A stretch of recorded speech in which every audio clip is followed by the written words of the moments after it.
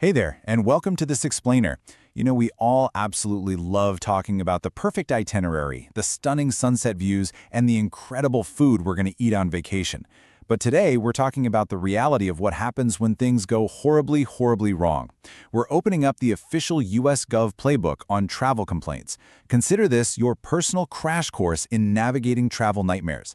Because the goal here isn't just to get mad, right? It's to get strategic. We're going to build a mental framework today so you know exactly which levers to pull when you find yourself stranded by air, land, or sea. Picture this for a second. You've planned everything perfectly. You've packed your bags, you're mentally already lounging on the beach, and suddenly, boom, your flight gets canceled, your hotel room is a total disaster, or your rental car is just mysteriously nowhere to be found. It's incredibly frustrating, but here is the secret to actually getting things fixed. You need to use what I like to call the escalation ladder. We're going to look at the exact steps you need to take back control of your trip, moving step by step from the frontline employees all the way up to the federal government. Section 1. Flights and Airport Hassles. Navigating the Skies and Security. Okay, so imagine your flight is severely delayed, you're dealing with terrible customer service, or maybe you even face discrimination at the gate. Your immediate reaction might be to angry tweet a government agency, right? But hold on a second. Step 1 on our ladder is always to attempt to resolve your complaint directly with the airline first. Give them the chance to fix the problem. But if they absolutely refuse, well, that is when you climb the ladder to step 2. And that means filing an official complaint with the U.S. Department of Transportation, or the DOT. They are basically the overarching authority for your consumer rights as an air traveler. Now, look at how the government divides up the responsibility when things get, a bit more serious than just a delayed flight. If you witness a mechanical issue or you see a safety protocol being blatantly ignored, you actually don't go to the DOT. You contact the Federal Aviation Administration, the FAA, via their specific hotline. On the flip side, if you notice a security threat, well, that falls under the jurisdiction of the Transportation Security Administration. You'd contact the TSA through their dedicated security issue web form. So, just remember, safety goes to the FAA and security goes to the TSA. And actually, while we're on the topic of the TSA, what if your issue isn't a security threat at all, but rather just a super frustrating experience going through the checkpoint itself? Maybe a pat-down felt inappropriate or a screening process was handled really unprofessionally. Well, the TSA actually has a completely separate channel for this. You don't use that security threat form we just talked about. Instead, you use their dedicated TSA complaint web form. Knowing exactly which digital door to knock on is going to save you so much time and ensure your voice actually gets heard by the right people. Moving on to Section 2, Issues with Your Accommodation, Fixing Hotel and Motel Nightmares. So you finally arrive, you walk into your hotel room, and it is completely unacceptable. Maybe the AC is totally broken in mid-July, or worse, you spot bed bugs. Yikes.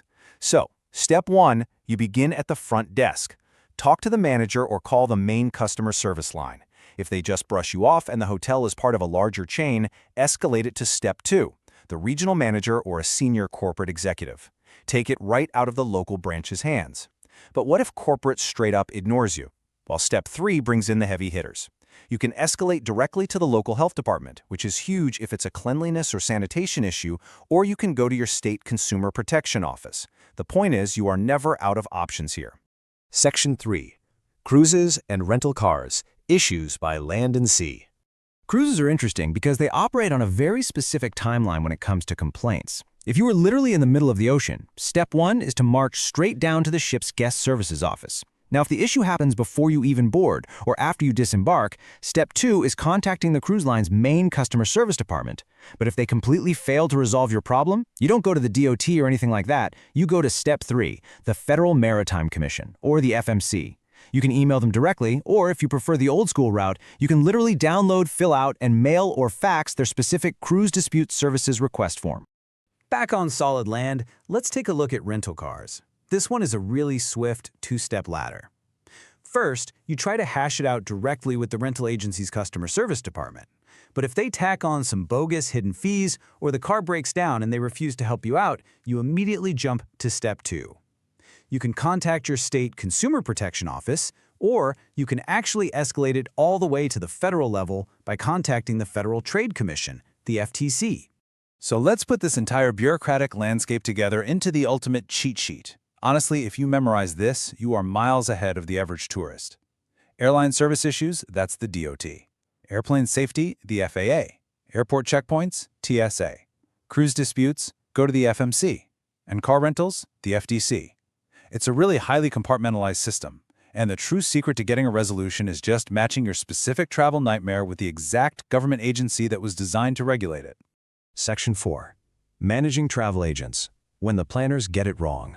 Whether you used a traditional brick-and-mortar travel agency in your town or a massive online booking platform, the escalation ladder works the exact same way. Step 1. Complain to the local manager or the online platform's customer service team. Always give them the chance to make it right first. But if they drop the ball, you actually have a three-pronged approach for Step 2. You can report them to the State Consumer Protection Office, either where you live or notably where the travel company itself is located. You can also file a complaint with your local Better Business Bureau. And finally, you can report them directly to the Federal Trade Commission. Section 5. Avoiding vacation rental scams. Protecting your money from theft. All right, everything we've talked about so far has basically been about dealing with bad customer service.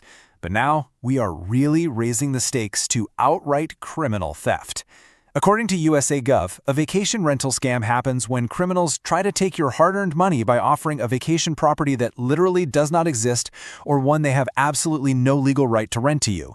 Imagine showing up to this beautiful beach house with your family, suitcases in hand, only to find another family is already living there. The listing you paid for was a total ghost.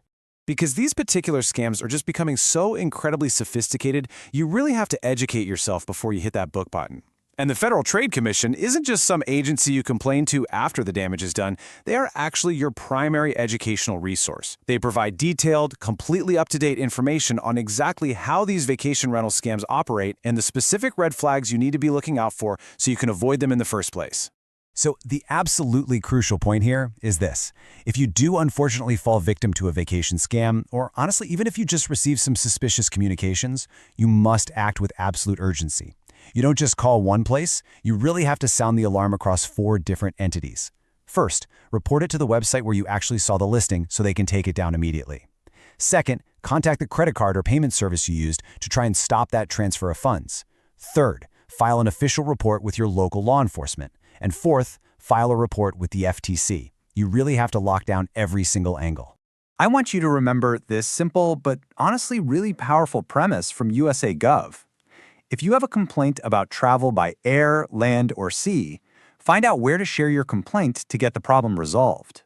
The underlying message here is pure empowerment. You are never helpless out there on the road. The framework exists, these agencies exist. It's really just a matter of you knowing which door to knock on, whether it's the DOT for your flight, the FMC for your cruise, or the FTC to report a scam. By really understanding this escalation ladder, you completely transform yourself from a vulnerable tourist into a highly informed, strategic traveler. You now have the ultimate roadmap to handle any bureaucracy that dares to stand between you and a great vacation. So I leave you with this. Knowing that you have the knowledge and the power to fix things when they go inevitably wrong, where are you traveling next? Get out there and explore with absolute confidence. Thank you so much for joining me for this explainer, and hey, safe travels!